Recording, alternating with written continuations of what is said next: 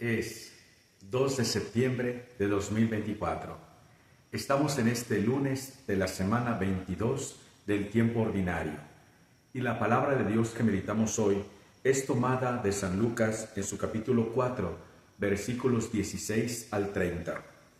En aquel tiempo Jesús fue a Nazaret, donde se había criado.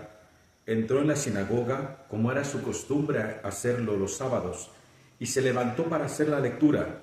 Se le dio el volumen del profeta Isaías, lo desenrolló y encontró el pasaje en donde estaba escrito: El Espíritu del Señor está sobre mí, porque me ha ungido para llevar a los pobres la buena nueva, para anunciar la liberación a los cautivos y la curación a los ciegos, para dar libertad a los oprimidos y proclamar el año de gracia del Señor.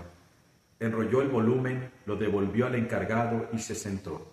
Los ojos de todos los asistentes a la sinagoga estaban fijos en él. Entonces comenzó a hablar diciendo: Hoy mismo se ha cumplido este pasaje de la Escritura que acaban de oír. Todos le daban su aprobación y admiraban la sabiduría de las palabras que salían de sus labios y se preguntaban: ¿no es este el hijo de José? Jesús les dijo: Seguramente me dirán aquel refrán: Médico, cúrate a ti mismo, y haz aquí en tu propia tierra todos esos prodigios que hemos oído que has hecho en Cafarnaúm. Y añadió: Yo les aseguro que nadie es profeta en su tierra. Había ciertamente en Israel muchas viudas en tiempos de Elías, cuando faltó la lluvia durante 3 años y medio, y hubo un hambre terrible en todo el país. Sin embargo, a ninguna de ellas fue enviado Elías, sino a una viuda que vivía en Sarepta, ciudad de Sidón. Había muchos leprosos en Israel en tiempos del profeta Eliseo. Sin embargo, ninguno de ellos fue curado, sino Naamán, que era de Siria.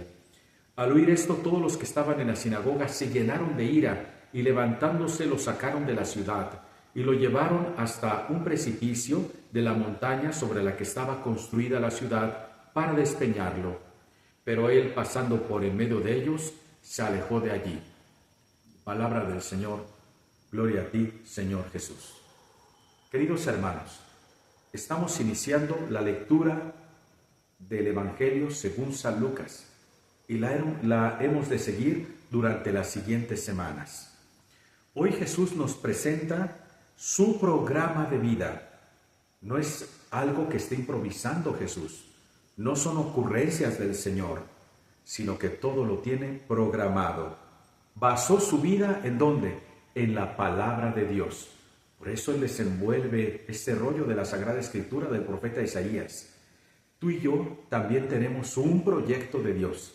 Y si queremos seguir ese proyecto, tenemos que descubrirlo en la palabra de Dios. La palabra de Dios es viva y eficaz. Y ahí es donde tenemos que descubrir el sentido de nuestra vocación, como el mismo Jesús. Por otra parte, ¿en qué consiste ese plan? Primero, Dios es quien lo guía. Por eso dice: el Espíritu del Señor está sobre mí porque me ha ungido. Es el Espíritu Santo quien guía a Jesús y lo guía para cuidar de los pobres. Por otro lado, tiene también el sentido de dar libertad a los cautivos.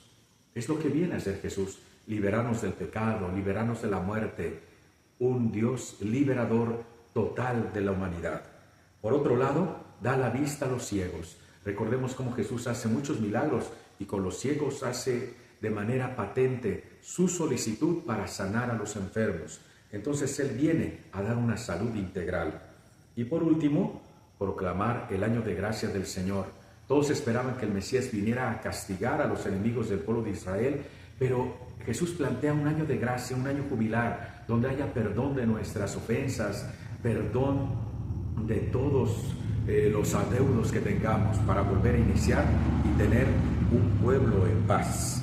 Por eso es ese jubileo de gracia del Señor.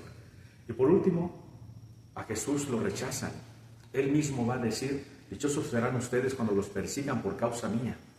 Y eso es cierto, porque cuando sigue Jesús el plan del Señor, Satanás no se queda así, sino lo ataca.